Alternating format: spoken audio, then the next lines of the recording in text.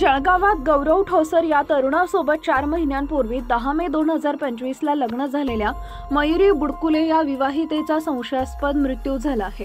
हुंड्याच्या मागणीवरून सासरच्यांनी तिचा शारीरिक आणि मानसिक छळ केल्याचा आरोप मयुरीच्या घरच्यांनी केलाय।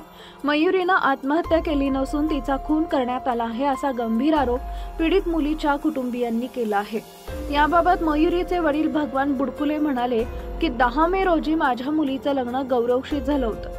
लग्नात ठरल्याप्रमाणे 5 लाख रुपये हुंडा देण्यात आला। मात्र लग्नाच्या 1 महिन्यानंतर मेडिकल टाकण्यासाठी स्वतःचं दुकान घ्यायचं आहे असं सांगत तिच्या सासरच्यांनी 10 लाखांची मागणी केली। या हुंड्यासाठी मयुरीचा शारीरिक आणि मानसिक छळ सुरू झाला।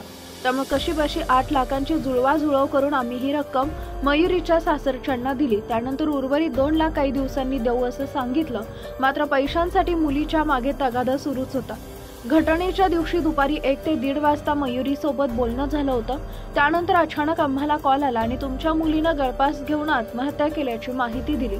त्यामुळे ही आत्महत्या नसून हत्या असल्याचा संशय त्यांनी व्यक्त केलाय। त्याशिवाय मयुरीच्या मृत्यूनंतर सर्व नातेवाईकांनी ताबडतोब जळगावचं रुग्णालय गाठलं। मात्र त्या ठिकाणी सासरचे कुणीही हजर नव्हते आणि मृतदेह दवाखान्यात बेवारसपणे ठेवल्याचं सांगण्यात आले। या प्रकारानंतर नातेवाईकांनी पोलीस स्टेशनमध्ये धडक देत आपल्या मुलीची हत्या करण्यात आल्याची तक्रार नोंदवली।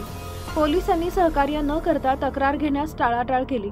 अंगावर तक्रारीची प्रत फेकून गैरवर्तवणूक केल्याचा आरोप मयुरीच्या माहेरच्या नातेवाईकांनी केला आहे। मयुरी ही उच्च शिक्षित होती। तिनं BSc ॲग्री पर्यंत शिक्षण तिनं कंप्लीट केलं होतं। ती खंबीर असल्यानं आत्महत्या करूच शकत नाही असा ठाम विश्वास मयुरीच्या बहिणीनं व्यक्त केलाय। शिवाय मयुरीच्या अंगावर मारहाणीच्या जखमा आणि व्रण देखील असल्याचं कुटुंबियांनी म्हटलंय। दरम्यान मयुरीची आत्महत्या नसून सासरच्या मंडळींनी हुंड्यासाठी तिचा खून केला आहे।